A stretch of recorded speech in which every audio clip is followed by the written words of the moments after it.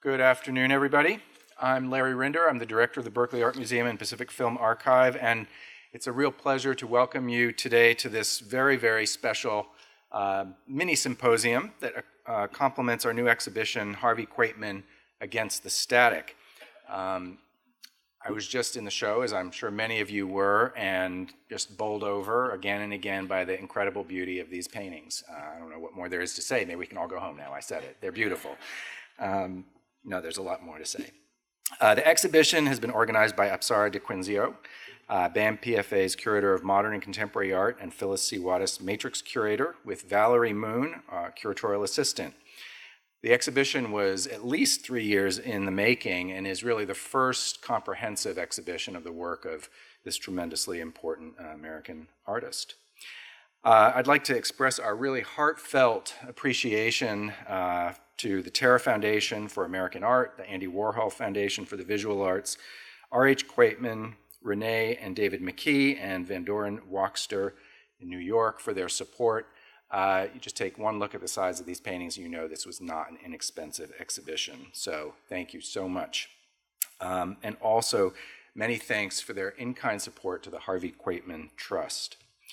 Our presenters, Apsara DiQuinzio, Rebecca Quaytman, David Carrier, and Suzanne Hudson, will be introduced by Jennifer Gross, who will frame and moderate the discussion. And now it's my pleasure to introduce Jennifer herself. Art historian and curator Jennifer Gross is currently executive director of a newly established not-for-profit institution dedicated to the support of artists' archives and scholarship. She was formerly the chief curator and deputy director of curatorial affairs at the De Cordova Sculpture Park and Museum, curator of modern and contemporary art at the Yale University Art Gallery, and curator of contemporary art at the Isabel Stewart Gardner Museum. She's written extensively about modern and contemporary art, including on the work of many of our favorites, Richard Tuttle, Josiah McElhenney, Jim Nutt, and Rachel Whiteread. So before turning this over to Jennifer, I want to urge you to please fill out the little surveys that we gave you at the beginning. Wait till it's over, though. This is important for us in garnering future funding. So thank you very much, and welcome, Jennifer.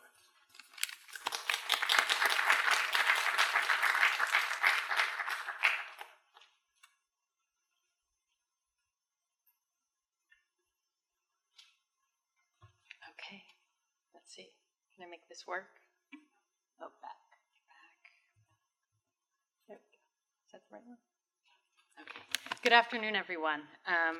Welcome. I think this is going to be fun. We get to talk about painting this afternoon. I met Harvey Quaytman in 1986. I worked at a gallery in Soho where we exhibited his work a number of times, and I had the privilege to get to know him and speak with him about art. It was a very different art world in the 1980s. Soho and Tribeca was where artists lived and where there was a smaller group of galleries that now exist in the art world. Light industry still pervaded the streets of New York, downtown, and life around Canal Street was lived in studios that had very long flights of stairs and no air conditioning. Finales was where artists went to drink at night, and Saturday afternoons were spent loitering in galleries talking about art. It was a smaller group of people, and you got the privilege of getting to know one another. And now the art world is so huge and fast, those things are hard to come by, those kind of relationships. Harvey liked to talk about painting. His studio was on the Bowery, which you'll read in the wonderful catalog that Apsara has produced. And he was an infectious personality, both intellectually, and he had a gleam in his eye when he talked about life and about art and painting in particular. And you always felt like he was on the inside track. Like if you could get to where Harvey was in terms of understanding painting, you were going to get to a good place. And the whole time he would speak to you, whether it was in the studio or on the street in reference to someone else's work, his pipe was sort of clacking across his teeth. So whenever I see a picture of him, that audible sound was sort of connected deeply to his rumination about things. It was a good intellectual prop. In the studio, he was always excited about the latest pigment that was blowing his mind from George Kremer, who was also referenced. And he would start talking about Georgia coming from Europe weeks in advance. Like this was his anticipation of what new luxurious resource was going to come his way. And as Apsara and Rebecca have mentioned, George became a very close friend of Harvey's. But George, it was like actually was his drug dealer. It was like he was going to flip open this case with like the purest, best stuff in it. And then it was just going to send Harvey shooting for the next month or the next year. And I think you can see that in the exhibition, the sort of magic that not only George could bring to him with these pigments and then what Harvey would add into them. So whether it was the glass grindings that brought light into the paintings, or it was the ground tusk of a rhinoceros or whatever, there was this kind of remarkable connection between opticality and tactility that these materials brought to his practice as an artist. And that certainly moved along. I really didn't know until today the early paintings very well. I'd only seen one or two of them, so it's really super exciting for me to not only see how powerful they are, but what remarkable condition they are in. So Harvey knew how to make a painting. Like they are rock solid. And I can tell you as a curator, you go through time and history and see how artists make things. And Harvey made sure that these were going to last. And he knew exactly what the relationships were between all these different layers of pigment. And it's really quite impressive. When I knew him, he was in the heart of those rust paintings that you see, and the kind of entropy that material brought to the surface of the canvas. For me, in my experience, was like Harvey saying, stand right here with me. This is where this begins. The studio was an experimental garage. And Harvey, not just, it's, remember, or I guess you might not know, so all of these paintings were made flat in the studio. He constructed them. Both the supports and the shaped canvases required a lot of woodworking skills and capacity. So it really felt more like a woodworking studio, very physical. There was always evidence of cutting and pouring. And he was interested in the material matter that went into making these objects. And the process of building them was rough, and it was at his fingertips. And I don't know if you can see, this is a small study that I get to live with at home, which is really nice. And the reason I like it so much is it's a mess. So all those paintings that are in the show, they're like perfect. But everything didn't start out perfect. And I like that the material in the cases, those painting studies on paper, show all of the iterations that he went through to get to those objects in there that are just like rock solid. So materiality wasn't just important to Harvey, it was important to this generation of artists that I knew. So certainly I didn't know Harvey in the 60s or the 70s, but in the 80s, the friends that he had were both painters and sculptors who weren't minimalists, and they were interested in making things. So people like Martin Purrier was a good friend, and Jake Berteau, and they were making things that they were interested in the materiality of that culture. And so I went back in and there, I don't know if Jack Whitten is an artist who has a show up at the Met Breuer right now, and Jack died suddenly last year. But a collection of his writings, his diaries, was just produced. And so I went into it to sort of read in association with that generation of artists in New York. And Jack was writing, here's a painter, and he's writing about Richard Serra's work, which is work that I'm sure you're all familiar with. And he said, I feel a connection to him. There's no message other than the material. And I think that was probably one of the great affinities that Harvey had with Martin, is that, that it was really about the material. And I think they went fishing together, which I also think is pretty great. So he was friends with a lot of sculptors, and another sculptor that actually, who I met Harvey through, was a Norwegian artist named Bård Breivik. And Bård, too, was friends with Martin, and again, their work was completely driven by material exploration, kind of structure a material could give to an object, and then the kind of surface that could also be manifested. This sort of integration of what we experience optically in art, and then how that object is physically in the world with us. And I think that's a lot about when you see Harvey start to cut out the corners of his paintings, it's about mining that 3/4 edge view, right? So this sort of interface between the picture plane and the world, and then that gets integrated in our Harvey's work. And that's this exploration of his whole life, and we could all talk about that for a long time, but we're not going to this morning. But I found in Jack's notes an entry from April 9th, 1974, where he mentions the shared material values that he had with Harvey. He wrote, "I visited Jake Berteau's studio last evening. Jake is working on a series of smaller paintings. Harvey visited my studio." It's nice when you have a name like Harvey. There can't be any others, right? "I think that we understand each other a lot, more than any other painter. After speaking with Harvey, I realized that what I've been calling landscape does not explain my image. It is something about naturalism. Abstraction that reads of some form of naturalism. Harvey understands the problem very well. A real painter. I hope to know Harvey better. We have something in common which could prove helpful in the future." And then later that year, on May 17th, he wrote of a show that Harvey had at Cunningham Ward Gallery, and in all caps in his diary he wrote, "Harvey, I loved your show, right on."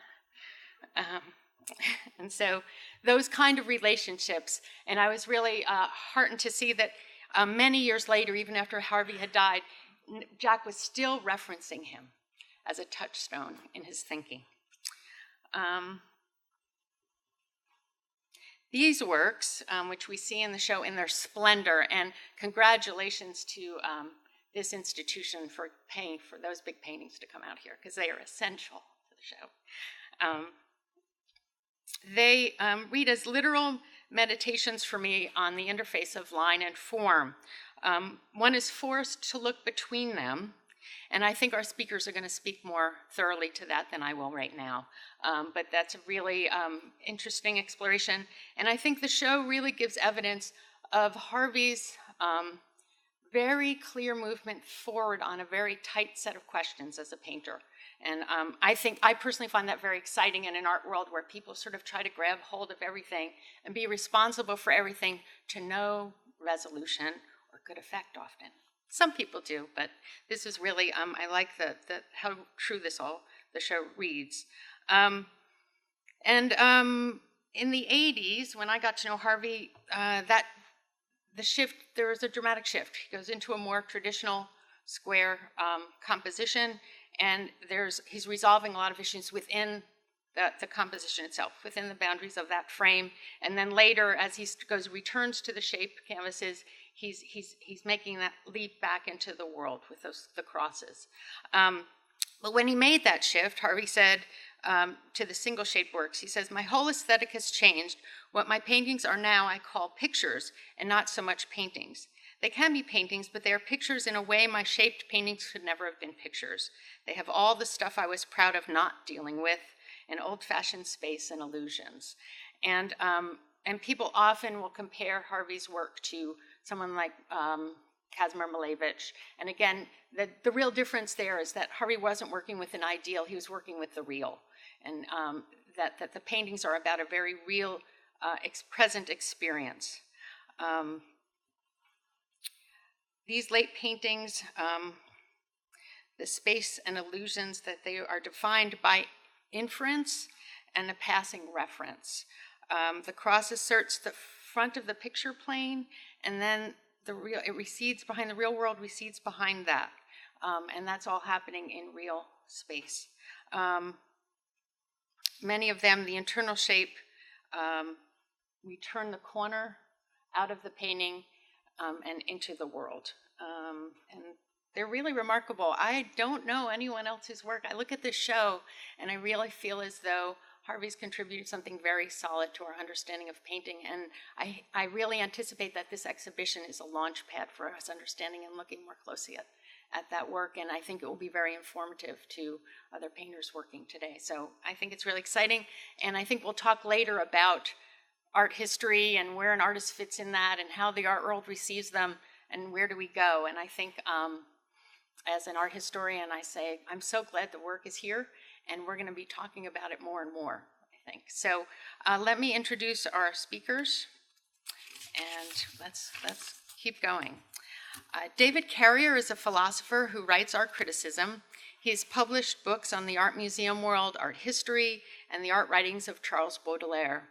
His aesthetic theory, abstract art, and Lawrence Carroll, and with Joachim Pizarro, Aesthetics of the Margins of Aesthetics, Wild Art Explained, are forthcoming. He is currently working on a book about Naples. And David, I want to say, is that Naples the city? How neat, okay. Suzanne Hudson is currently the Associate Professor of Art History and Fine Arts at the University of Southern California, where she also serves as the Director of Graduate Studies of Art History, which is no small feat. There's a lot of work involved with that.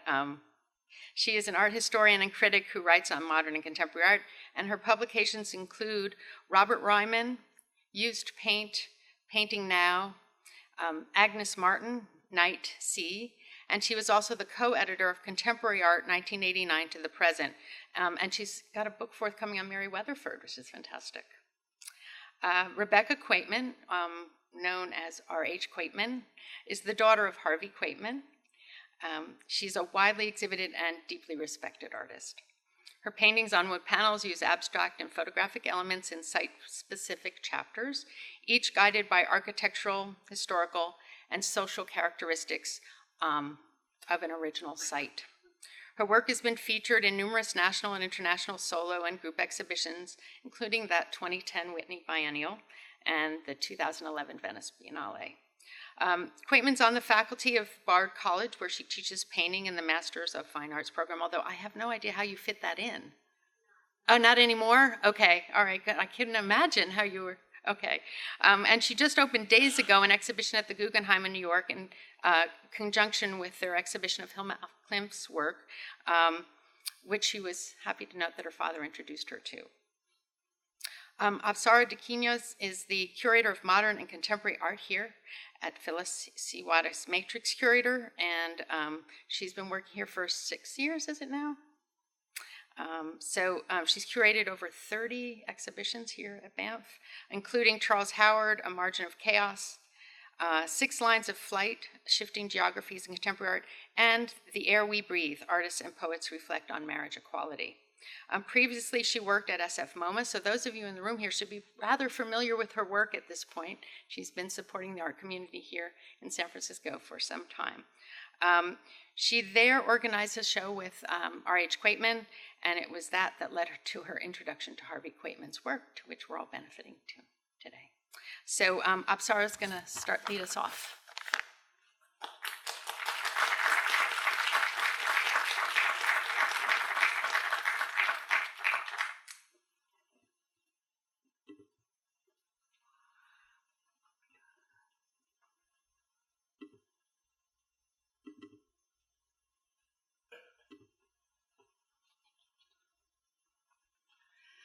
Okay, can you hear me okay? Yeah, okay. So I've been charged with giving a brief overview of Harvey Quaytman's work, and I've decided to do that through the lens of movement. And so I'd like to begin with a quote that I think really contextualizes his perspective on movement. And this is from a 1998 interview, and he said, "My paintings mean to me my victory, inch by inch and year by year, over the arbitrary chaos of visual life.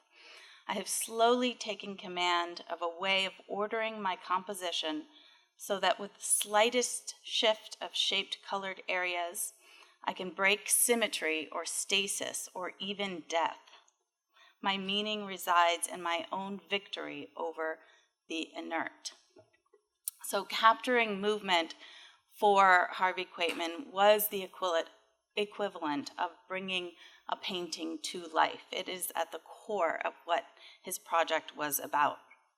Harvey was also an amateur pianist, and he learned to play the piano from his mother, Rose Quaytman, who taught piano lessons when he was a small boy growing up in Far Rockaway, Queens. And he even kept a piano in his studio and often played Chopin and Mozart, Schoenberg, and Schubert, among many other composers. And music really suffuses his practice and work. and in particular his titles, which often contain diverse musical references. So for this presentation, I thought it would be appropriate to talk about his work in terms of movements. And movements here refers to the movement he sought to capture in his work, but also the movements of a musical composition. And I know he would have appreciated that double entendre because he cultivated those within his titles and his work. So, Harvey Quaytman in 7 movements. Movement 1, gesture. Quaytman attended the museum school in Boston from 1958 to 59, where he met other artists in the program, such as Alan Cody, Murray Reich, Susan Howe, Joan Jonas, Jonathan Shawn, and Bryce Martin, although Bryce Martin went to Boston University. And in the early 1960s, Quaytman was making paintings that were steeped in abstract expressionism, like the one you see here, particularly the styles of Willem de Kooning and Arshile Gorky.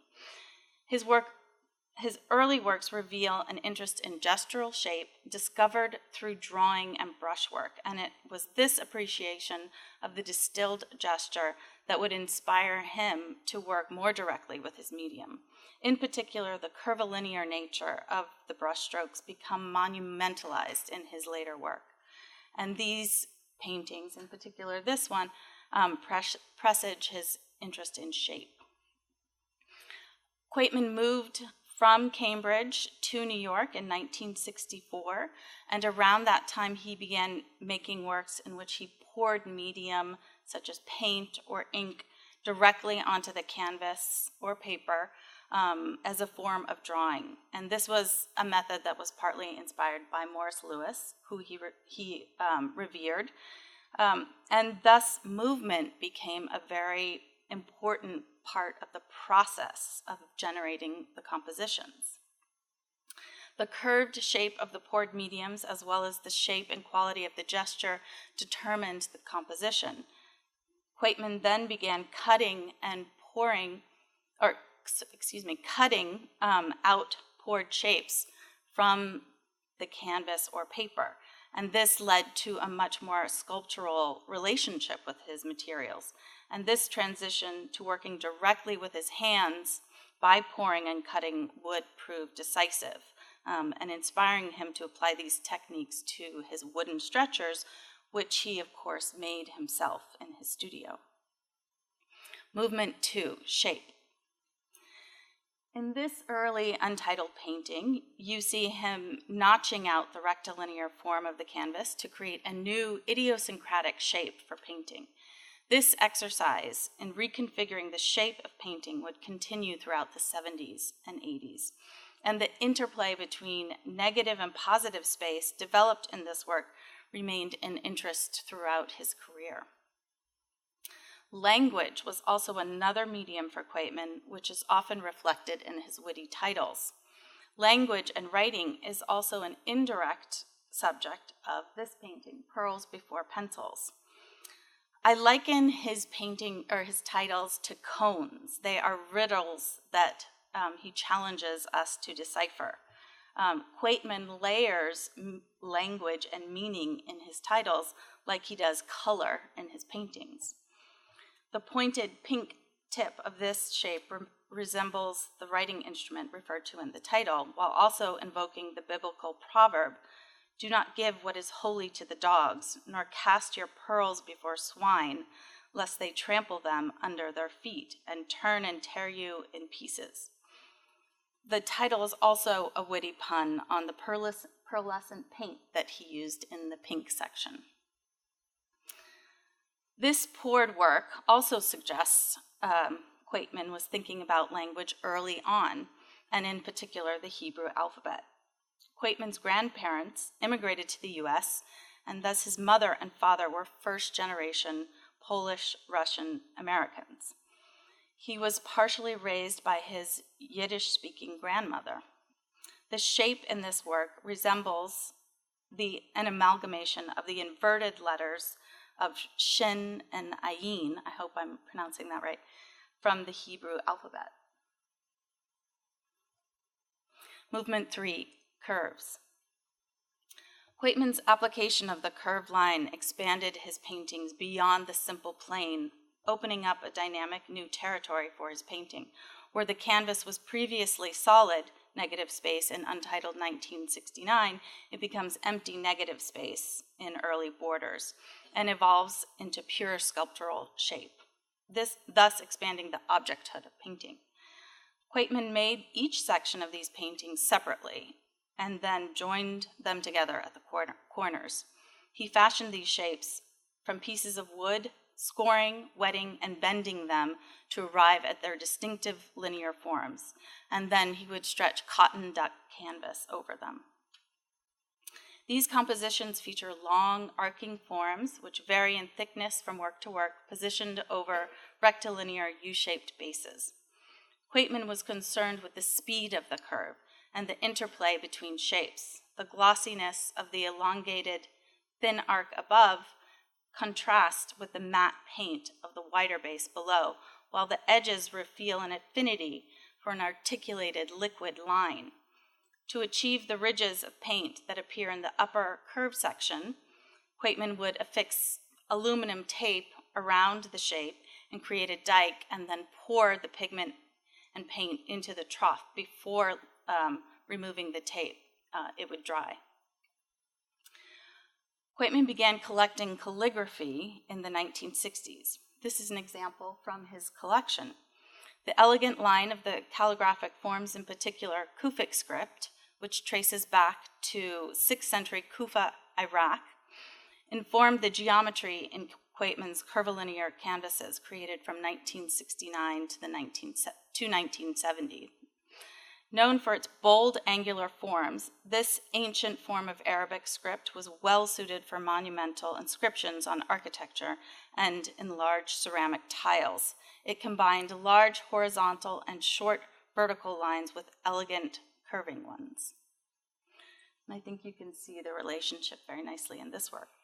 The curves in Quaytman's paintings also relate to the female body, and in particular to the sinuous curves of Jean-Dominique Ingres, who was an artist he was interested in and thinking about during that time.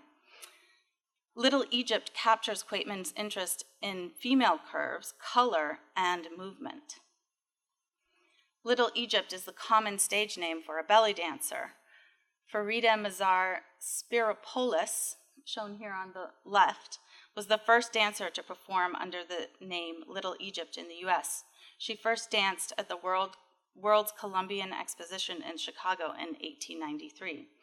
Thereafter, the name became synonymous with belly dancers, even inspiring a 1951 film with the slogan, "The Shape That Shook the World." It also became a hit song performed by the Coasters and Elvis Presley in the 1960s. The many layered references embedded in this title combine Quaytman's interest in shape, dance, and music. Movement 4, color and surface. In 1971, Quaytman remarked, "Recently, I did a series of 12 paintings, all with the same formal idea, in this case shape, to enable me to ignore that problem and concern myself with only one element, the colors. The form of these paintings is my Reinhardt's cruciform." So just as Ad Reinhardt had done with his red, blue, and black cruciform paintings in the 1950s, Quaytman developed the rocker form in order to focus on the color subtleties occurring within the composition. Shape remained the constant, enabling Quaytman to invest variability in his palette and his surfaces. He adopted this eccentric shape for in a series of about 30 paintings, and about 15 of them were shown in Texas at the Contemporary Art Center in Texas. This one is named after the municipality in Brazil, known for the colorful blue and yellow macaw birds that are from that area. In these paintings, one sees color through another color, which slows down the experience of viewing the painting. They do, in fact, conjure the experience of viewing a light show when shown together. Quaytman worked with pure pigment. He never mixed colors beforehand, but instead applied layers of pigment, usually ranging from 2 to 4 different colors on top of one another, so that the blending occurred optically in the painting. In order to achieve the tactile density of these works, Quaytman poured Roplex, an acrylic adhesive, onto his surfaces and then dusted the pigment over the medium. He would then sweep his wallpaper brushes, which he sometimes bound together to create a wider brushstroke, across the plane. The striking fissures that developed on the surface of these paintings reveal ridges of pure pigment, a result of the underlayer not completely drying before the next color was applied, and thus pulling apart over time. In effect, the surface of these paintings rematerializes them, heightening their objecthood. Movement 5, the swing. In the late 1960s and throughout the 70s, Quaytman was propelled forward in his work through his quest for the swing, or the arc. He even had an actual swing in his studio that he made for his young daughter to swing on while he worked. The visual referent of the hovering swing underscores the curves Quaytman sought, were inherently related to movement. And perhaps it's not visible in this picture, but I think it's also striking how the shape of the swing is also echoed in the bracket form, the cradle of the rocker painting. After his rocker paintings, Quaytman worked on a series that deployed the pendulum, in which movement is applied both in the shape and the direction of the brushstrokes. This drawing demonstrates how he developed his pendulum form through his interest in geometry. The curve is arrived at through the connecting line of the rectangles. In effect, he makes squares and rectangles that swing, where the curve implies the movement of form in space. In the 1980s, Quaytman's interest in rectilinear forms gradually overtook that of his interest in the curve, leading him again to play with negative space in the center of his paintings. The white canvas in the center of a work like Angel Logic from 1983 becomes open negative space in bordering text. In perhaps his most austere sculptural painting, Quaytman made just the painting out of the frame, yet the swing is still implied with the addition of the red triangle on the left that shifts the stark form. He intended these paintings to activate the wall. It was during this time that color overtakes the curve as a device for creating movement. Movement 6, pattern and texture. The mid-1980s heralds a new direction in his painting, yet his systematic investigation of form, materials, and color remains. The new definitive form, an equilateral cross, exists within the confines of the more traditional square and rectangular formats, effectively dividing the canvas into many different sections. These works present a stark contrast to the sinuous, playful forms that mark his earlier canvases. Quaytman invested his cruciform paintings with an exacting study of the interplay between symmetry and asymmetry. It is in the activation of this relationship that he located his rhythm, realized with color, shape, repetition, and texture. It propelled him into a serial experimentation of the grid, which remained predicated on his interest in movement. In this case, the rusted cross remains the constant, while the grounds alternate between black and white. Subtle compositional shifts occur from painting to painting, with the white areas of the painting on the left becoming the black areas of the painting on the right, so they become complementary negatives. Quaytman believed that the pictures worked best when the figure-ground relationship, a fundamental component of illusionistic painting, dissolved, so that the cross was no longer visible as such, but rather viewed as an integrated component of the work. In this work, the cross almost assumes the form of a window mullion, looking out onto a saturated field of vermilion. Movement 7, scale. In the final decade of Quaytman's career, his interest in the cruciform led him to return to making shaped paintings, which again reached a monumental scale. And this was a size that he intended to confront the viewer. He began making the shaped crosses after a series of small drawings from the 1990s, utilizing ink, varnish, and pigment. He said of the change of scale, it was a feeling of wanting to stretch my wings after this long period of making these small, meticulous drawings. Indeed, the wings of an airplane or a bird come to mind in these works, the largest of which span about 9.5 feet. Although a loaded symbol in Western art, the cross for Quaytman was purely a structural form to work with and not a signifier, as it was for many other modern painters. He stated, "The cross used abstractly is quite an image, free to roam and become an emblem for abstract painting, but I don't like to make emblems."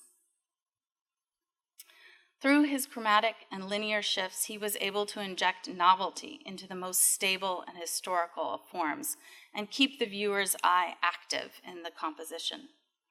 "One of my main concerns," Harvey Quaytman said, "is that the cross not be static and not read as a cross first and last. I mean, one can recognize it as a cross, but I like to do things to it visually and make it appear either longer on one side or shorter on another.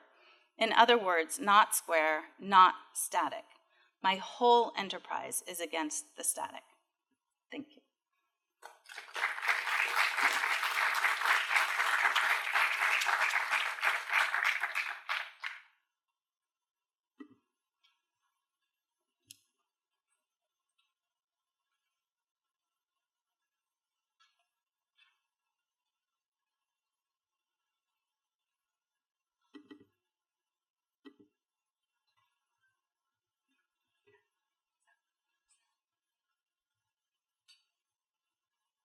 Hi. Thank you so much for having me, and Apsara, congratulations on the show, which is remarkable. I wish I had known Harvey Quaytman, but didn't, but feel that this access somehow is something I'm very grateful for. And if you could know someone through work, this show gave me a lot. I also want to thank this institution. I was actually an undergrad at Berkeley, and this was a very foundational place for me. So on that count, it's very lovely to be here as well. But as time is short, I'm going to jump right in.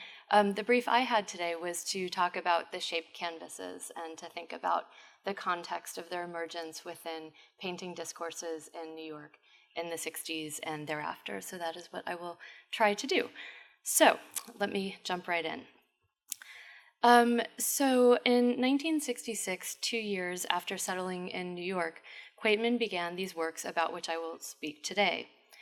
And why don't we put up something more interesting than that for you to look at? These are archly expert paintings with a shaped wooden stretcher wrapped with taut acrylic-covered canvas. And you see an example of this here in Kufi Kind from 1970. Hung flush against the wall, these pieces protrude enough to register as insistently there, not merely a function of visual space, but rather as a demonstration of visual space as it asserts physicality as such. The white of the wall plane evident between the bent elements and adjacent shapes recedes even as it makes patent the institutional context bearing witness to this becoming as still another organizing frame. Parallax as a compositional element comes to fruition with the shaped canvases, whether within the local interest of the painted field or at the seams where it extends to its environment. It provides a kind of through line, I think, for Quaytman's regard of the painting as an image and also as an object.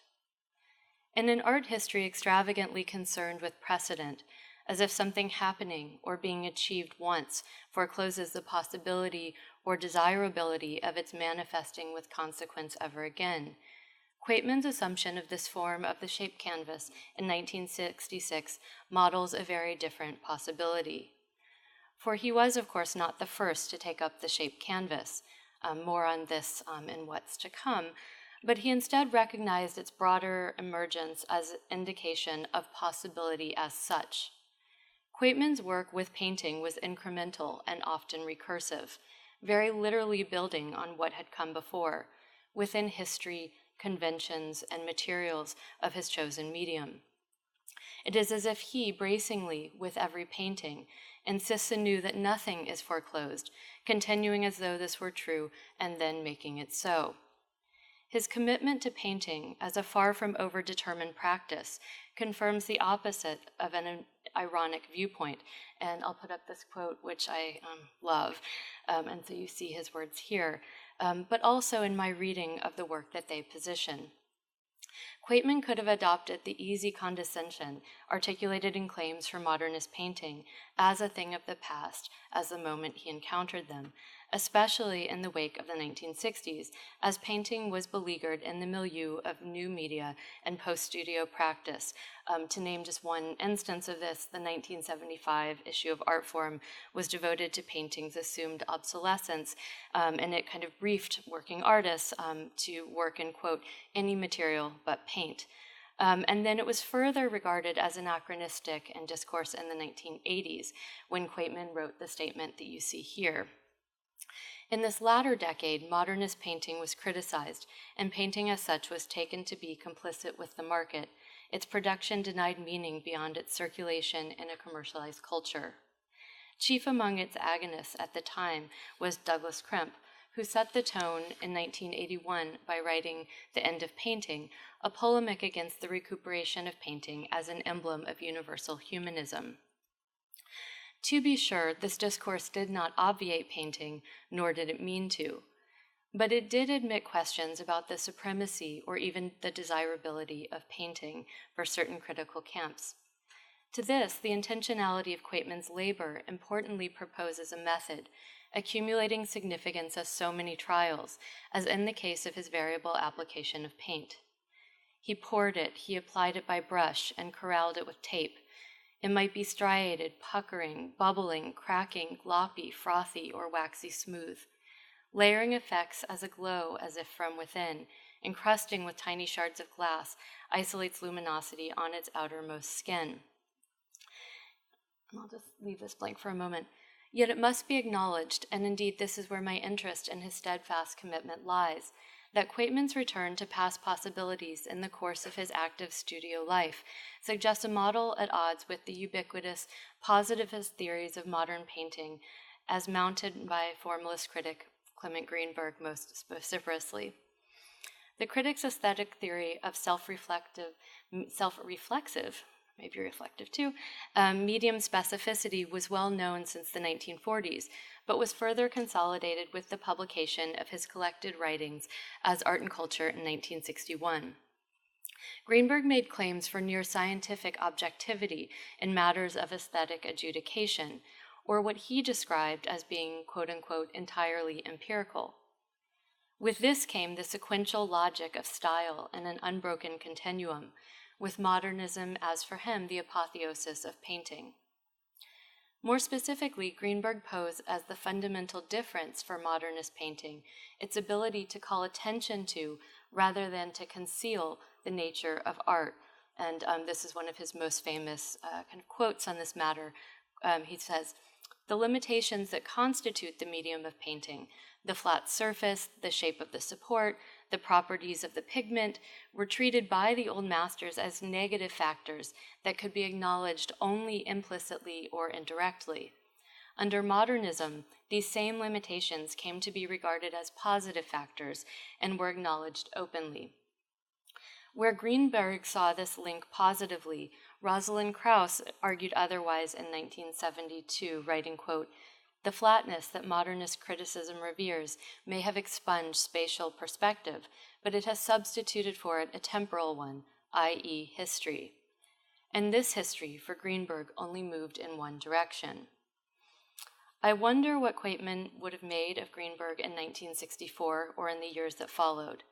He had not yet returned to his own work from decades past, but had decided to assume the shape canvas when it was already a widespread tendency.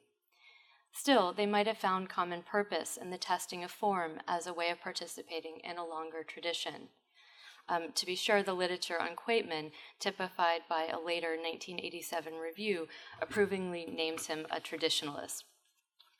But 1964, and I'll put this up, it's fun, was also the year that Greenberg showed off his art-filled apartment in a Vogue magazine trifle, a famous art critic's collection, that he penned to accompany a suite of Hans Nemeth photographs detailing gifts from artists he championed and assorted collectibles. It marked the beginning of the end of his dominance and the opening of his professed objectivity to rather more ad hominem rebuke. Greenberg's decline had the effect of making space not only for Michael Fried and his epigones, but also for the rise of criticism penned by artists, Donald Judd, Robert Morris, and Robert Smithson, to name just a few. Greenberg increasingly disliked the art around him, post-painterly abstraction notwithstanding, and in 1967 he took the opportunity to disparage pop and minimalism as so many forms of quote-unquote novelty. Minimalism, coined in 1965 by art historian and theorist Richard Wollheim, came to serve as an umbrella term that incorporated unlike practices bearing a superficial resemblance in their reduced palettes, geometric contours, and modular formal units. Affiliation shifted. Painting in Greenberg's stead was willed to the past. And yet Quaytman was not, of course, alone in his privileging of painting, even within minimalism.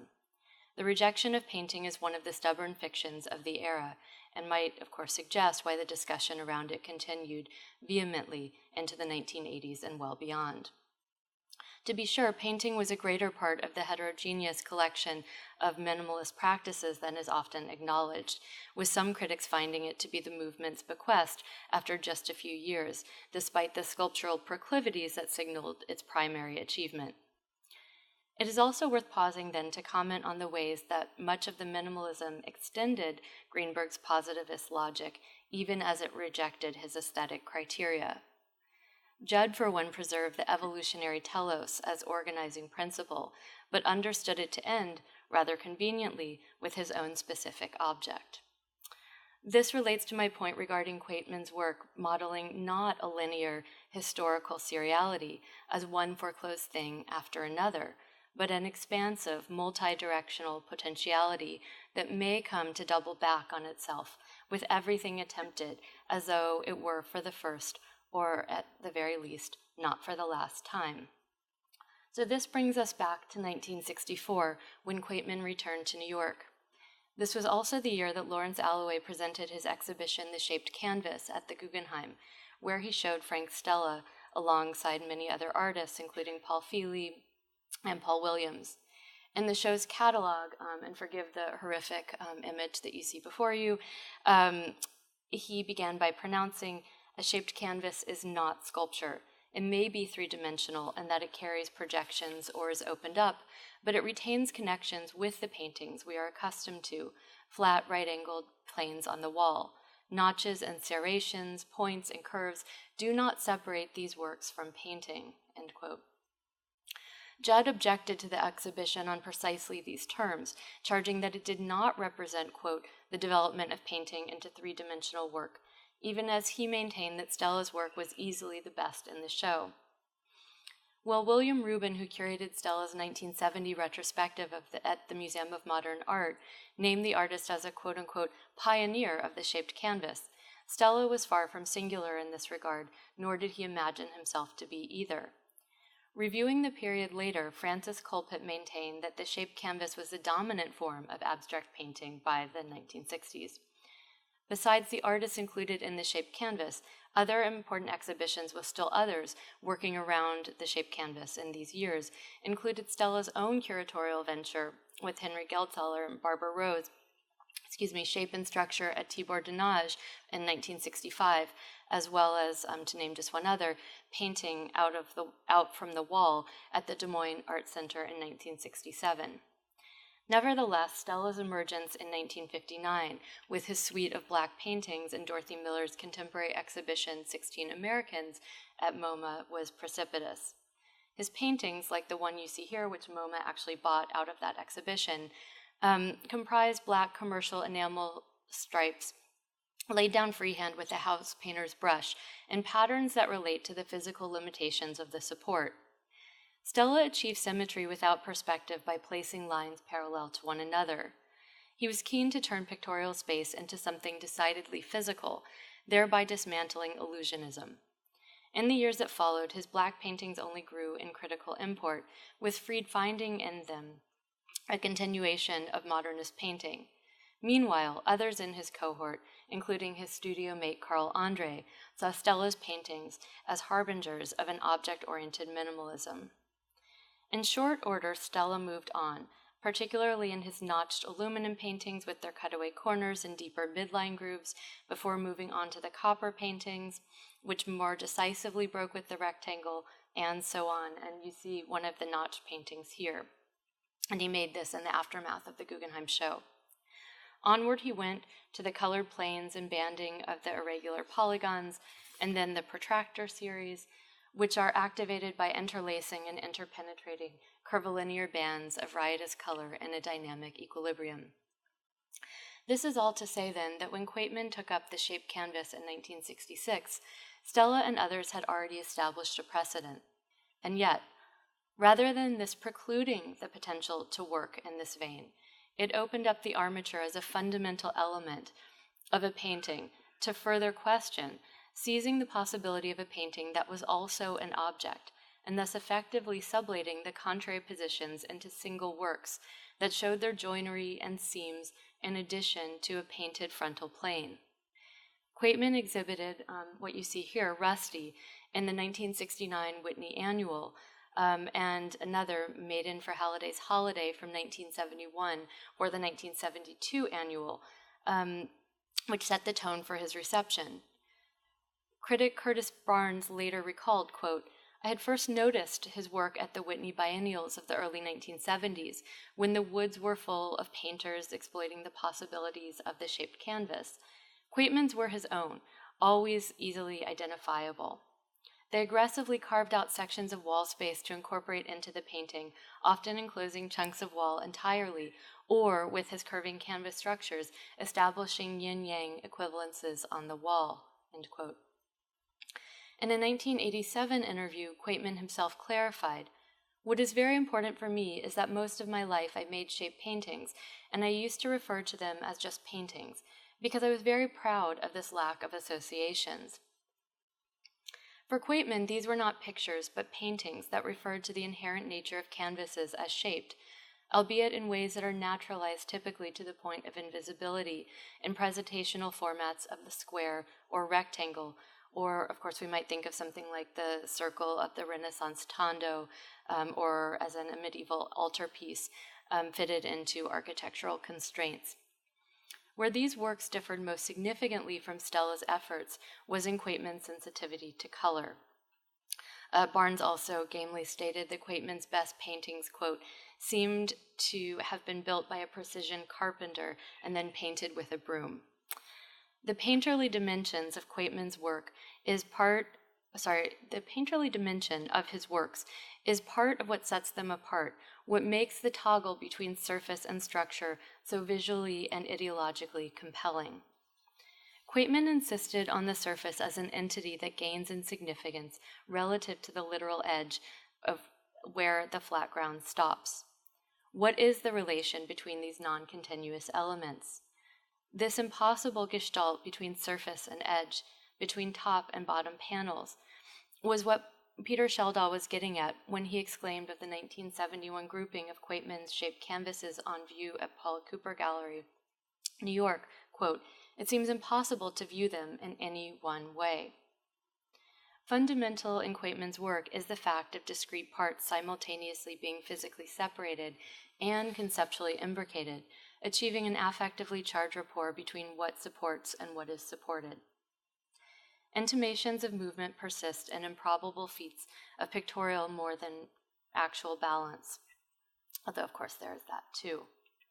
In time, Quaytman's canvases would assume the look of pendulums stop mid-swing at some seemingly arbitrary moment, and then eventually an asymmetrical figure would push out from a more rigid geometry, distending a corner or edge.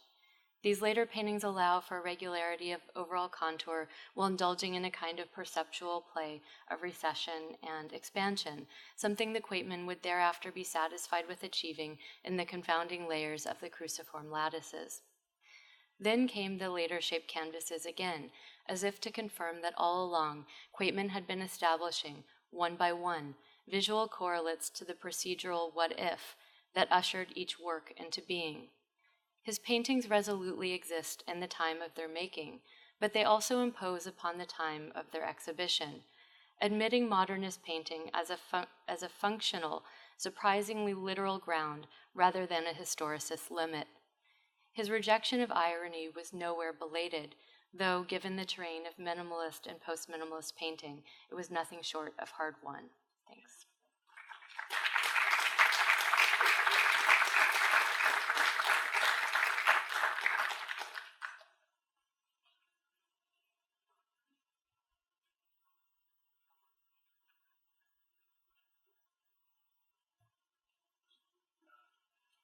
Hello, everyone. Thanks so much for coming. And Apsara, thank you once again so much for this incredible effort and moment for me and my family, Peggy, Emma, and it's so I've written about Harvey, and I wonder what else I could say today. But one thing. I felt I've never seen all of his work together like I saw yesterday, and it changed it somehow very deeply for me, and it made me think a lot about temporality and how his awkward fit to his own time, and how strangely it's beginning to feel like maybe that was a good thing, how awkward that fit was. Especially now when it seems such an awkward moment for philosophical statements about art, and what it can do, or painting or not, or sculpture or not. And I went to SF MoMA yesterday, and I saw the Magritte the day before, which I love always, but then I went up to the top floor to see the Judd and turned around, and it was German Greats or some funny title, and I went in there. I went into the German Greats show, and I was looking at Richter and Polk basically, and I thought, well, Harvey had de Kooning and Gorky in his mind when he started painting. And I had basically Richter and Polk in my mind when I started painting, and how different that context was. And I started to try to write something for today, and I realized when I started to be an artist, a painter, it felt kind of like coming from Daddy. It was a little like wearing a huge felt, heavy coat that I would awkwardly wear around with his aesthetics and his ideas and his prejudices. And I would try to maneuver in this coat, and it was too heavy, and it wasn't working, and it wasn't corresponding. And then I became worried about how he corresponded to his time and his world. And I think it began as a kind of full engagement with his time and with sculpture and with getting out of the rectangle or the square. But then that changed basically as the 80s and the 90s. I think he became really more in his own world, in a way, in his thought about repeating the cruciform, which is really the one thing that, it's hard to do that as a painter when you think about it. And I think that it's so interesting to see it in the context of California also, because I see them as much more related to like land art and something having to do with the idea of a vast space. And it made me feel that in a way he was a landscape painter, or came out of a landscape. But he also, it was always a sort of, when I look at it now, I feel like the early work was a figure in a landscape, in a sense that they're almost like reclining figures on top of the plane, the promising plane of the rectangle or the square or the weight of a canvas or weight of a painting. And he always was so particular and interested, and he had got such pleasure out of simply looking at painting. And I think his paintings are very pleasurable to look at. And they're not, your eye can, wander. They wander around and settle in a way like a landscape painting. They can settle in the distance, they can settle on a spot, or they can take a trip. Your eye won't grow tired because there is something very beautiful at work, simply. In a way that, like, for example, Stella, they're not beautiful at all. The early ones black because they're black and geometric, but later there was a kind of, his sense of beauty, I'd say, was very particular and different from any of the other painters I was thinking. But seeing the Polk, actually, I had to remember, he really liked Polk a lot. And I was always surprised by that when I first found out about him myself. And I think it was the alchemy and the way Polk was interested in chemistry and the material and the pigment, and a kind of invention through the actual making of the painting itself, where, yeah, as you say, there's this, it always can happen. The future is always open. And I do feel, in a strong way, seeing this show, that they are open to the future in a way that I think is it's hard to predict, really, what will remain, what can continue to resonate and communicate visually. And so I guess, that's what I have to say about my father.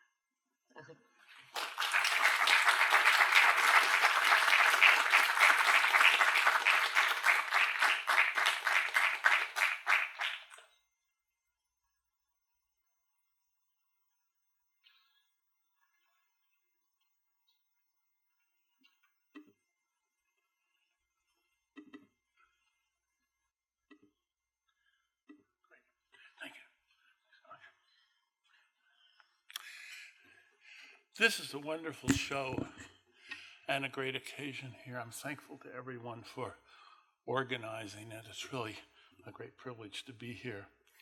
And how fondly I remember Harvey, his shows, and how many memories come up. Okay.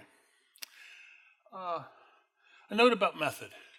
In my most recent book, An Account of the Abstract Painter Lawrence Carroll, I sketch a vision of art history, which I owe in large part to my past and future co-author, Joachim Pizarro.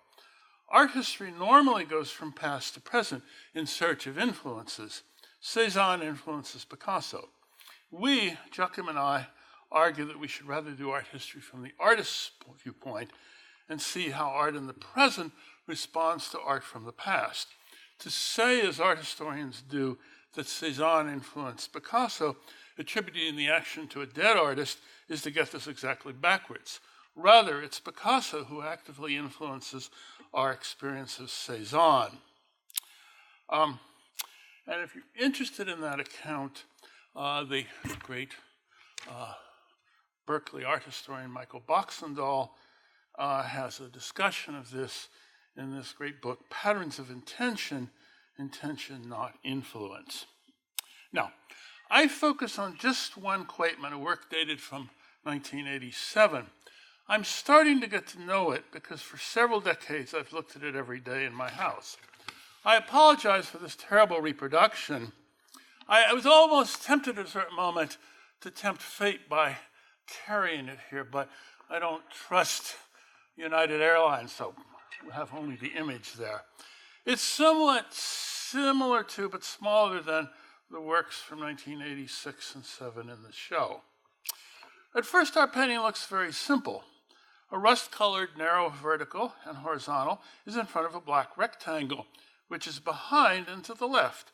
When geometric forms like these are symmetrical, we read the composition as a closed design. Here, however, it appears that the black is part of a rectangle cut off from the left edge. It seems as if the picture we actually see is only the fragment of a larger composition extending beyond the frame. Looking backward, Quaytman's picture influences our experience of Mondrian's 1926 composition in white and black. As Meyer Shapiro noted, in a luminous analysis, which applies also to our Quaytman, we have an illusionary appearance of, quote, a space and forms outside the tangible painted surface. In the heyday of formalism, Michael Fried argued that paintings like this 1960s Frank Stella achieved illusionism of shape, an equivalent within abstraction to illusionism in depth of figurative painting. It's natural to describe this picture, which literally speaking is an odd seven-sided figure, as a triangle penetrating into a rectangle. It's revealing that, unlike Stella, both Quaytman and Mondrian extended the implied pictorial space horizontally and not vertically. Let's look at another very different painting, the Piero della Francesca, which is in Williamstown. Here, too, we have a sense that the painting apparently is symmetrical. It extends further to the left. We seem to be looking at part of that space. Narrative in European pictorial art, as in European languages, proceeds left to right.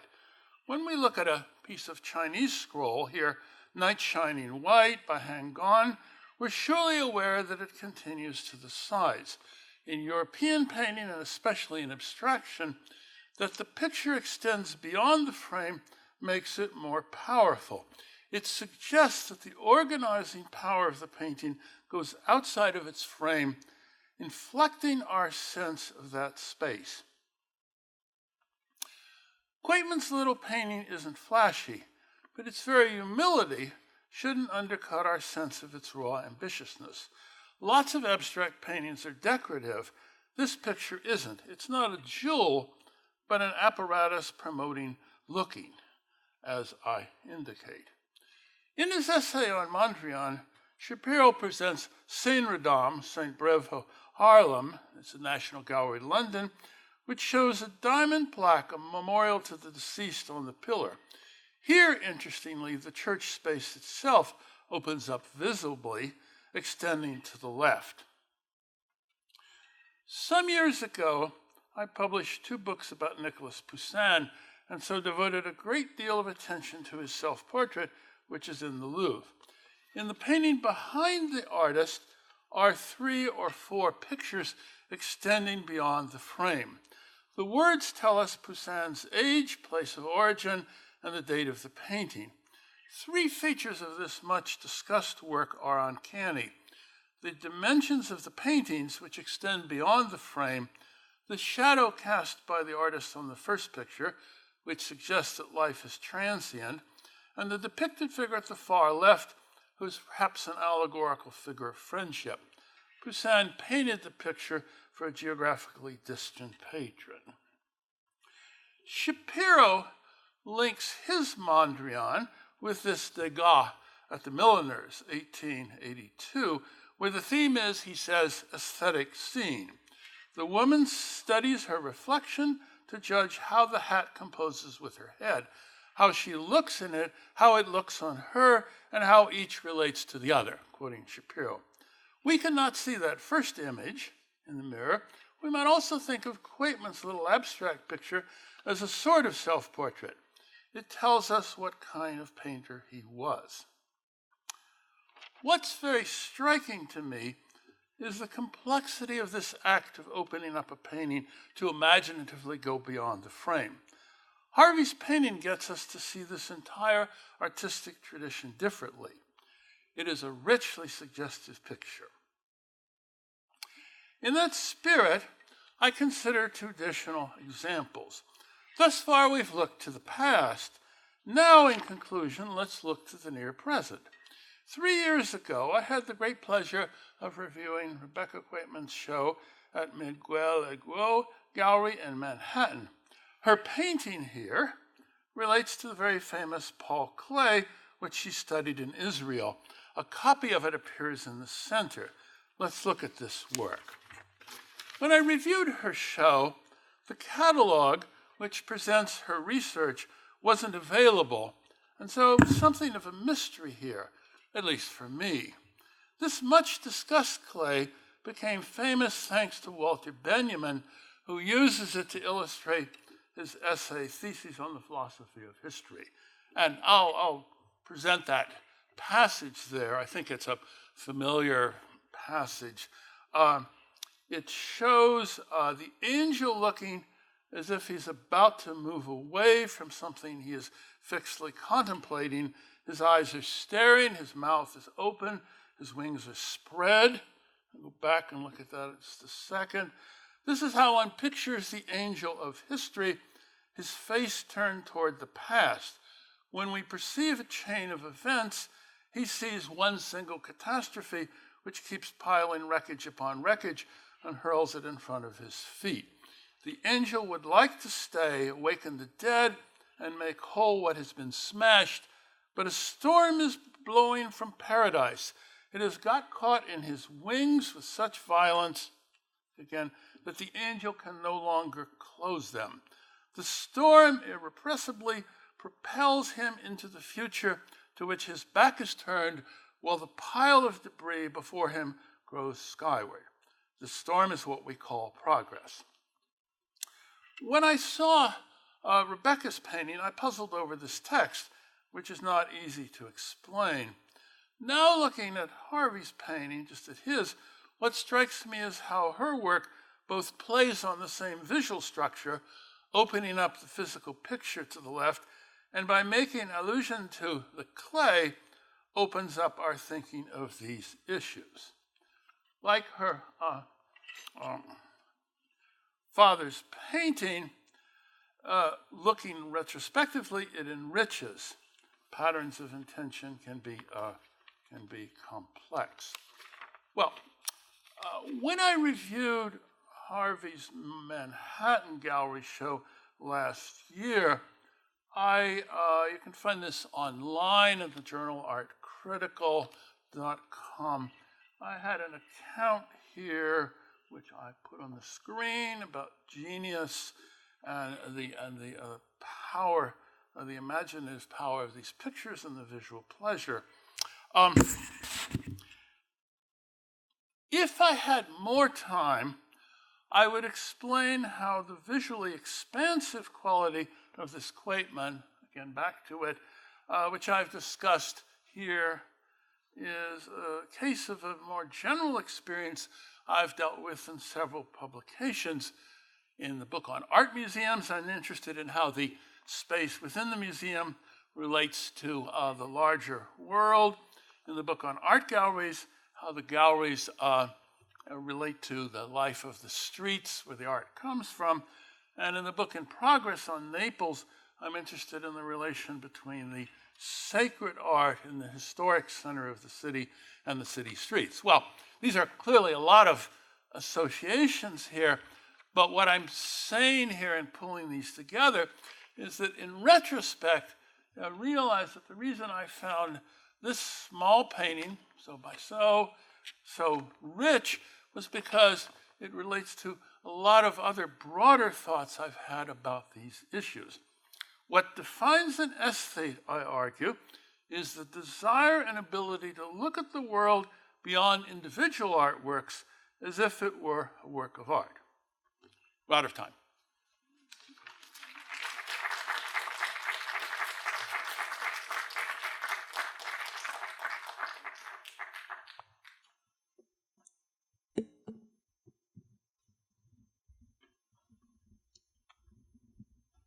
Thank you. Hello? Is that working? Great. Okay, my mind is racing, and I don't want to break the spell of what rich things were just said about painting and Harvey's work, and that conversation was so clear which was refreshing.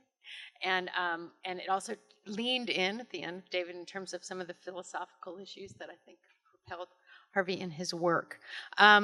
We are going to have time for questions from the audience at the end here, but I wanted to quickly start. I asked the panelists before we came here today to give me questions that were outstanding about Harvey as an artist and his work, which I can fill in, but I think it's important to give the panelists a chance to ask each other a question first. I think a lot of rich things were said, and I was wondering if anyone wanted to follow through with each other in any way before we proceeded. David is saying no. No. Did you want to? Or just respond to something that someone else said? No? Okay. Cool. Well, I liked, Suzanne, what you said about how, I think I'm going to try and paraphrase, but I might not get this right, but how Quaytman's interest in shape was something that eventually was not closed down because it was a form that had already been used, but actually his interest in shape and the way that he used it sort of opened it up in terms of possibilities for the future. And I think that is really important in understanding his work. It was coming out of such a difficult period for painting. There were so many transitions taking place and so many proclamations of the death of painting, and he persevered throughout that. And he was really constantly thinking about the potential and the possibility of painting throughout that process. And so that was like a wide open field for him in a sense. And I think you touched on that. Yeah, I mean, that was one of the things. Is this on? Yeah. That, I mean, for me is just most exciting about the work, and then having the chance to see it here.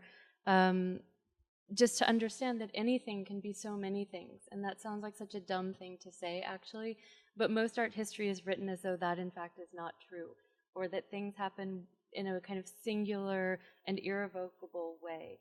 And to see in practice that proven so otherwise, I think, is really galvanizing and as a kind of, I don't know, position of how to think about possibility in the world. For me, has been really rich to kind of think about it through his work. So. Well, I have a question which is really a request for, it's really a question seeking more information. Because when I composed this talk, I thought, oh dear, there are all these things I didn't ask him. And I wish I'd said this and that, specific things. I mean, I think the information about the media is very specific and interesting. But the difference from knowing the technical things about those alchemy pigments, that doesn't tell you what the paintings are going to look like. When I look at the body of the work in the show, I think, well, he was in this very crowded New York, all these people pressing, sociable, but his works are very different from anyone else's. And so it's interesting that he found a space to be himself when there was so much pressure to be doing things that a lot of other people were doing. And I guess I'm seeking more information. My sense is he was intuitive. He wasn't a theoretical sort of painter. He wasn't going to debate about Michael Fried and deductive structure. You're seeking information about this. Yeah, I think he had he just wasn't involved with criticism in a kind of way that artists of more my generation, you have to be. You have to know, in a way. I mean, but it was, on the other hand, very art historical, and very expert looking, like a connoisseur, and but he just wouldn't even be, I don't think, interested in the idea of painting as dead or at the end of something, or that it was even a kind of way that was a possibility. And also he liked artists always. This surprised me. Like, he liked Schnabel. That surprised me. And I was like, I never quite quite predict what he was gonna, what he would admire, like respect, I guess would be the word. No. Well, I think that's actually funny. Like you said, he wasn't so interested in criticism at the time because actually that whole notion was so stupid. Yeah. Right? So like, why even bother? Like, oh my gosh, everyone's really talking a lot about an irrelevant comment about like the painting is dead. Like, really? There's hundreds of painters working every day in their studios and there's really vital work going on. And so that sounds like real efficiency. Yeah. Right? So in terms of criticism, I think it was you, Rebecca, was raised the question that I think is a larger question that this exhibition provokes in terms of the art world and art history and how they manage artists' work. And certainly, the art world today is huge, right? There's an industry of art making that's going on that is being supported, which I think it's beyond the scale of, can we say beyond the scale in art history of art? Yeah, it's just vast. And so all of these artists are working, and very few of them rise to the level of being circulated around the world in big exhibitions or being referenced in every talk like Frank Stella or whoever. And the work exists. And so this exhibition, I really, walking through the show this morning was thrilling because the work is so strong and it's beautiful and it's challenging. I actually don't yet know, I have to think about in the days ahead, the other questions the work raises for me in my mind about painting. But the work is here, and that for me has the potential for, right? So the story isn't written. Like, I think that the conversations and the placements and review of history in just the 20th century, David sort of took us back a little further in those slides, and so did you, Suzanne, say that there's a much larger conversation and consideration to still happen with the work, but that we need to see it. And that is, in fact, how art history gets written. If there's work to see, then we actually can continually not only reassess that work, but what art is today in society, and that the work itself has the salt. Like, I walked through the show this morning and I said, I think that there are other artists and there are going to be other exhibitions in which this work needs to be placed, because the conversation is just at its starting point, actually, in terms of our culture. Great art, if we look at art history, those artists, art history is brutal if you want to take a look. It's like most history, don't make the mistake, know the history, because it tells us things you should avoid just socially today. And but in terms of art practice, many artists who are extremely, extremely famous during their lifetimes don't exist in conversation today anymore.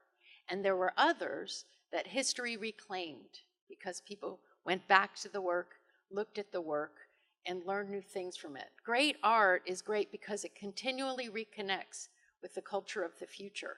And we can't assess that yet. That's why really it's hard to write about an artist in the immediate context. I think there's a contemporary response that critics in art history have, but then you really need to get off from it by a good 40, 50 years to sort of reassess and reconsider the cultural context in which it was made, because history is then being written for the first time. And I think that this exhibition and the people in Harvey's life who loved him and admired his work and respected it made sure that it kept being safe so that we could see it in its beauty today.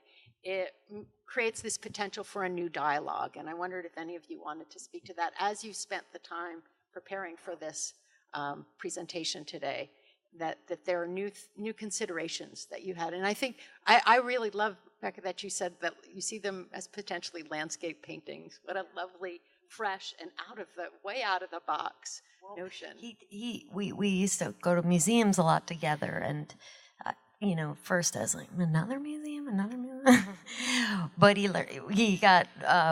taught me this trick, which I loved, of how to identify what country a painting was painted in by how the sky was painted. And it made me realize, and he also loved airplanes and building model airplanes. And many of these paintings are referencing, I think, wings and the sky, or a thing that moves in a vast space somehow. And that's why the strangeness of that bottom, the rocker or whatever, it's like also a pedestal, but also something that you might find attached to a wing or something to move into a vast space. And that's why I think it does work well in California, ironically, which I never could have thought.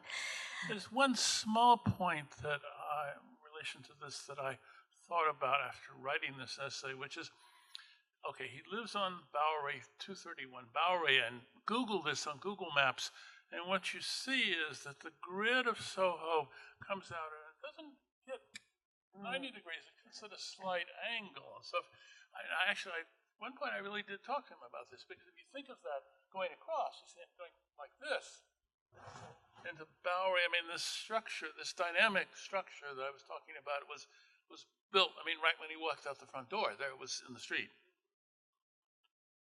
Yeah, I know there are a series of paintings where he was very specifically looking at urban intersections and intersections that were, in fact, close to him and that he went to and that he could see outside of his window. That particular series isn't in the exhibition, but and you can see this in his work. He was looking at the shapes and the forms and the spaces that were around him, and then they become infused in. He changes them, he modifies them, and they become infused in his work. So there are, like, his pipe, gets infused subtly into certain shapes. The swing in his studio sort of filters in. Line is so almost is as important as color, and line is so contested in painting. I mean, it's very hard to invent a line or a way to draw. And in some ways, I think that's the hardest thing in painting, to figure out how to draw. And so he displaced the drawing into the structure of the painting itself. That's why I never think of them as shaped canvases, ever, or in that tradition. I just think of them. You think of them as wide lines. I just paint, as a painting somehow. Yeah. I like that. I think that's why it's really nice at the start of the show there are those two very de Kooning-esque paintings to get you started, because he started there. And then and in looking at them, it looks as though he went back over and put the line onto the painted field, that it wasn't reverse. And so it was, in fact, he was like, how do I get that in there? And I think it was you who said in the video that he really admired Matisse so much, who is the ultimate line guy. Like, Matisse's line efficiency is just, it perpetually blows your mind when you look at his work. And so that makes sense that kind of was a compelling challenge to him as an artist.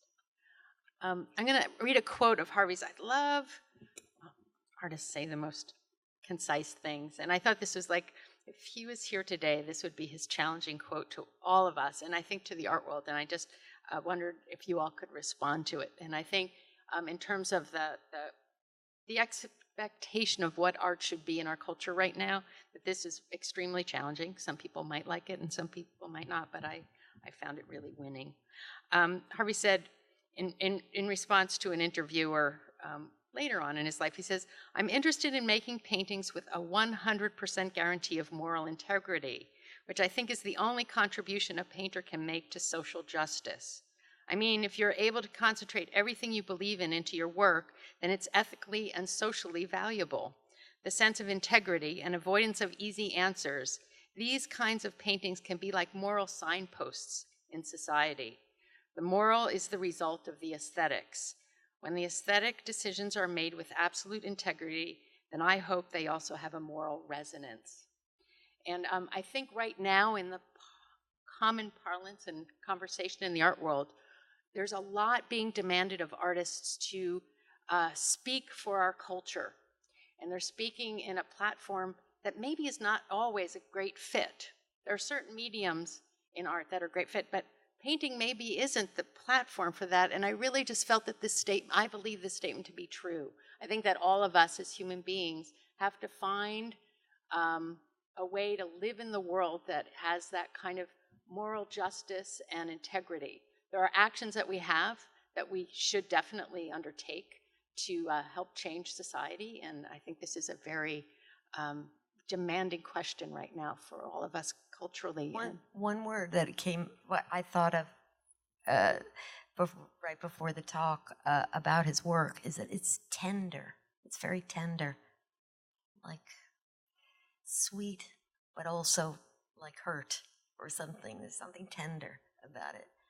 And I think that is political, to be able to find that kind of, I don't know, what is that? What is tender? A mood, that moment. Yeah. There's maybe a related thought that I had very much in this show, more than in the gallery shows earlier, which is the extraordinary variety of his work. He doesn't repeat, he doesn't work in series. That sounds purely negative, but I mean, it's not formulaic. He keeps doing new things, So in terms of the labor of painting, that's a very interesting attitude, that you keep changing it, you keep doing it in a rather different way. Because I think the more you look at the sequence of works, you see how different one is from the next. And that to me is fascinating.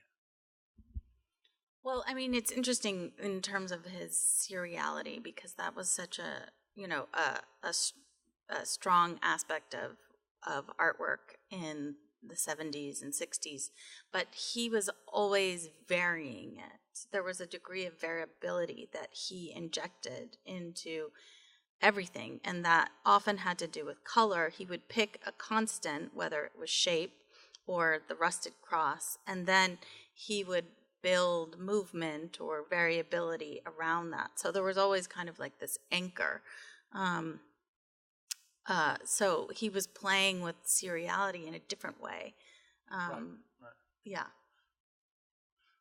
Yeah, I think if you want to, if you allow me a historical reference, if you look at his exact contemporary Robert Mangold, Mangold finds a motif, and he'd explain to me, he does a set of variations on that, different colors, sometimes different sizes, and then there's a certain, as it were, crisis point. You say, all right, that motif has been exhausted, and I have to find another different motif. But that's, in relation to Schnabel, maybe you say Mangold and Quaytman look sort of similar, but in relation to this attitude about making, you see, in the politics, they're as different as two people could be, right? I mean, it's a totally different attitude about how do you proceed. Do you think how different this show would be if Harvey had said, well, I got this thing, okay, now I'm going to try it in a different color, in a different, I'll put the rust here, I'll put the blue here. I said, no, it would look totally different. It would be a whole different world. That's where I think the medium moved him forward in different ways, right? So he was perpetually surprised by it. It was this conversation, or I guess maybe more of a dance between him and so that, his moves from Bob's are very different, because Bob was so clear about what the question was at hand. There's one moment in the show where I really would love to see a couple of their paintings together to actually think about the difference. But I think you articulated that well. I was just going to say, in response to your prompt, I mean, the thing that occurs to me is curiosity, and that there seems to be in this use of color and in this use of materials that you can't really control in advance, even if you know how they work and you understand their physical properties. But kind of each time it's necessarily going to be different, and trying and being vulnerable in the face of the not knowing and then doing it, a real openness. And that, for me, gets back to this kind of question of an ethical or a kind of stance in relation to a world larger than yourself. But also, I want to come back to the idea of dance, but in relation to the concept of integrity, which you mentioned, I think that he just strikes me as someone who lived integrity and was integrity in everything that he did. He knew what he liked, he knew what he believed, and he was steadfast in that. And I think that is something that is so important right now, where things are moving and around so much that it's important for people to know where they stand and to make that statement and to stay the course, so to speak. So that I think is really something that you see in all of his work, just like an incredible sense of integrity in the way that, he thought about art and the way that he worked and his own belief system. But then I wanted to also come back to this notion of dance too, because he does bring it up in titles. There's one pendulum painting in particular that he called Blue Tango. That was the title, and I often think that like there was a kind of tango that he was setting up, whether it was with his engagement with materials or forms or lines, but he was always kind of engaging in that in the act of the painting, making a painting. And he was a good dancer, very good dancer. Well, there we go. There's a hot tip. So, yeah, he was always really happy being in the studio. I think that was good. I think as we're getting close to a moment where we'd like to open it up for questions from the audience, unless anyone up here on stage has anything else they'd like to add in. So, you all out there. Oh. I'll say one thing about what David said and Rebecca both. That once he was lecturing in Provincetown and put up a small painting that was simple, and he called it a study, and there was a horizontal line and then a slightly oblique line. And everyone was looking at his work as abstraction, and he said, "This was done from nature." And everybody laughed thinking he was making a joke, but he was doing what David just said. He had looked out the studio window, and Prince Street goes off at an angle from the Bowery, and that was the least touch of inspiration from which he had made this small study. And maybe, I don't know that group of paintings that you were talking about, but maybe that was one of the first of them. And it also reminded me of what Rebecca said about landscape, and those Irish landscapes from when you were a baby. That were very, very landscapey. They were. Yeah, I was saying I brought him once to I decided to escape his influence and go to Dublin to our postgraduate school, stupidly one, after college, and he came and visited me, and we took a drive out the west of Ireland, and I thought, this is my favorite kind of landscape. I love it. It's just like vast.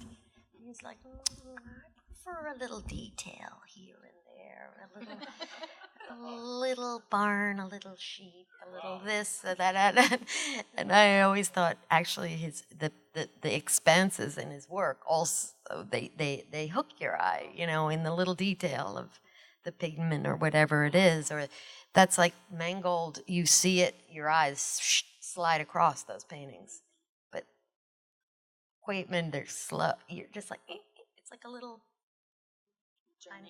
journey traverse. Yeah. So we do have somebody who is passing around a microphone, so if you have a question, just wait until the microphone gets to you. And any other?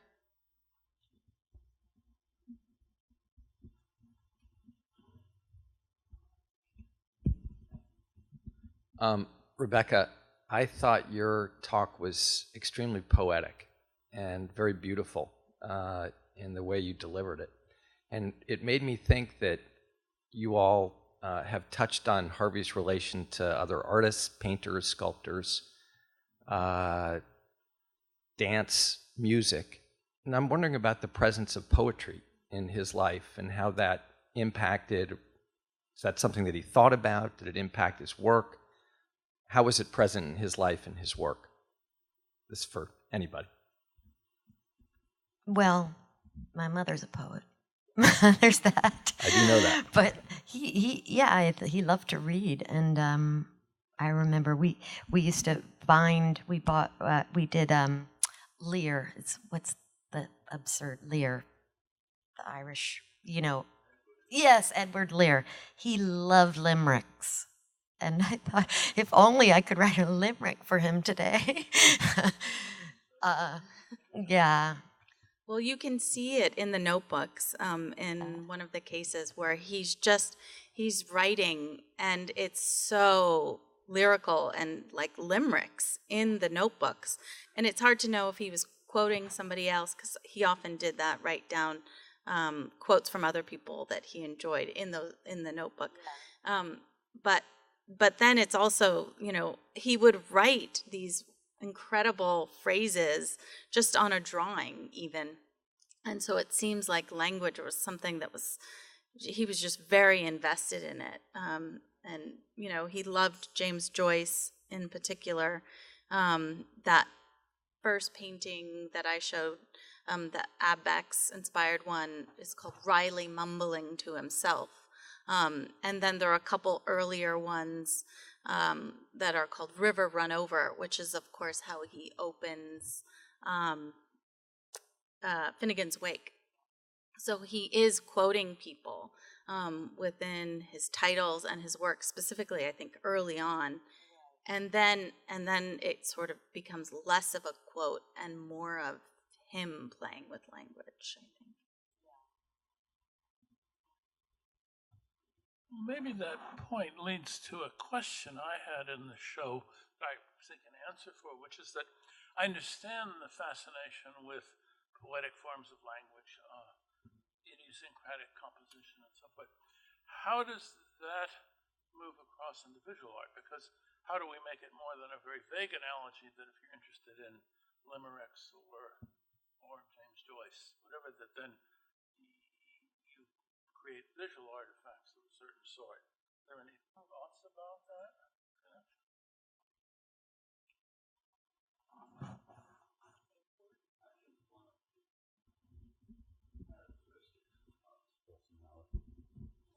Was his orneriness, and that isn't brought up here, but he was an extremely ornery person, and in that sense Joyce would appeal to him, and the language and the titles indicate it. It's also part of his incredible independence, because he was not interested in the commercial aspect of his life. He ignored it. Some might say it was a fault, but it was also part of what made him unique. And it was a characteristic, actually, of our gallery at the time that none of them were interested in anything commercial. It was rather interesting at the time. All of them ignored the commercial aspects of their lives. And it's something that added to their integrity, personal integrity, of which Jennifer was speaking, Apsara was speaking. That integrity was critical. And we all have our personality problems, and Harvey had his, but it never affected his integrity, which was in the studio, and that was paramount. And it's something I always admired in him, and Renee admired in him. We never got over that, really. So that's my contribution. Well, I mean, and speaking to that generation of artists, if you talk to most or if not all of them, it was incomprehensible that they would have a livelihood from being an artist. They didn't get on that wagon because they thought it was viable. They thought it was a commitment to either doing odd jobs or being a waitress, and that so that it wasn't a career. Being an artist wasn't a career. It was something you wanted to or had to do. In most cases, had to do. So it's just a completely different planet. I would add that the idea of failure was not as bad back then. Oh, that's it. Yeah. Failure was okay in a certain sense. And I think we've lost that structure in our world now, somehow. And I'm thinking, as David was saying that, I mean, relating to this point, Rebecca, that it's interesting that here's someone who didn't want to own things, who didn't want to own the loft and such. And in a way, doesn't that play into his sense of these visual forms, that these visual forms he's using, Nakabadang and such, are kind of belong to a community, they belong to art history, but they're not something that he's going to grab in a kind of way to say, this is mine, and Frank Stella, you get off, and Mangold, you get off, and whatever, that they have a kind of communal aspect. I mean, it's only an analogy. They are romantic, too, I think, definitely. Well, the making of the art was a really personal journey, right? So that's where the outside voice was not so important, because the questions or the failure and the opportunities were going to happen in the studio every day, whether you know, where they went, there was not a defined end goal. It was that to just keep moving forward, because that's what he did, right? So there wasn't, that huge show to make the deadline for, and the kind of conversations that have to be had now in the art world constantly. I mean, I think with my art students, I think it's so important to say, keep something private for yourself, because I think it's so hard to have privacy in the art world now as a maker. It's really hard to be an artist that way, because everything you do is constantly being vetted.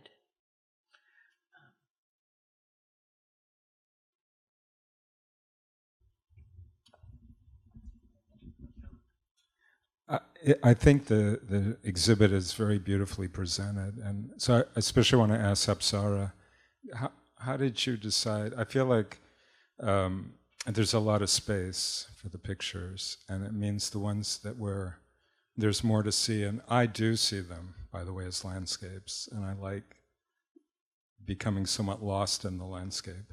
It's really useful to be able to see them at different depths, and to be able to there's lots of indirect light. It's fairly contemplative, I think. So Apsara, could you talk a little bit about the physical design of the display? Well, in the installation, I really wanted to show the connections between each bodies of work. And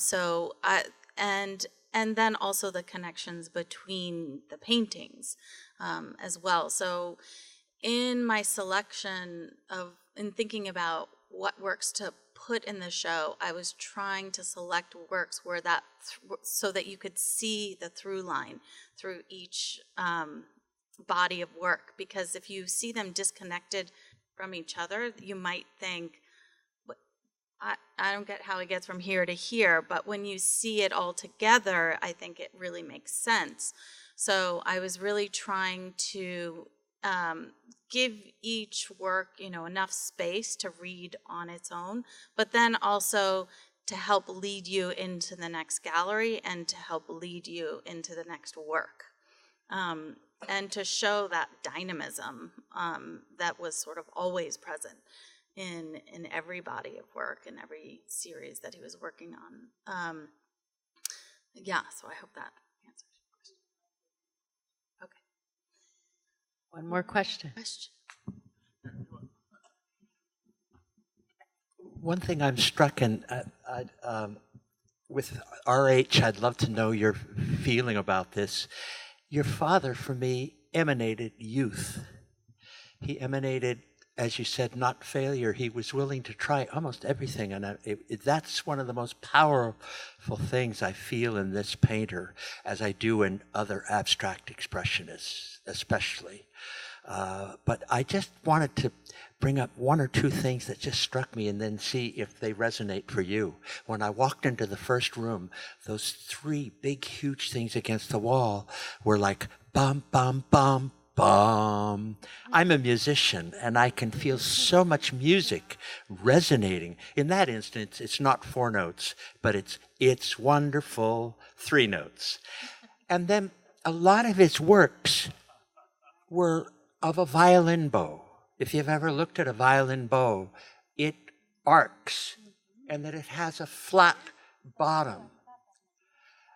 And I've just, being a musician all my life, I can only begin to tell you how many resonances your dad struck in me The last thing I just want to bring about is the last room of crosses.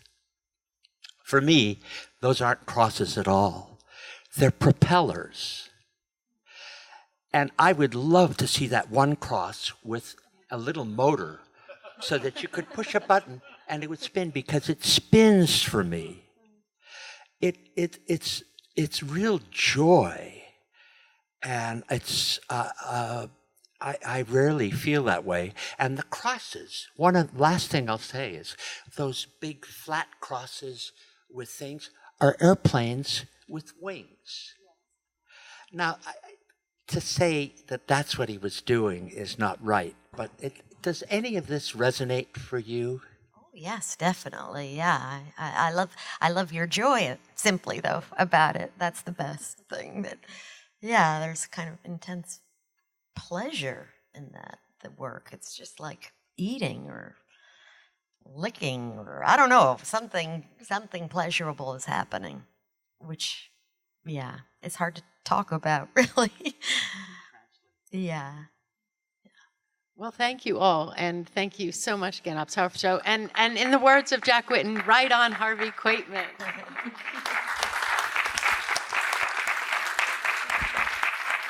And I also want to thank all of our panelists here for coming out and engaging in this dialogue with us. It's been really great to hear from all of you. So thank you.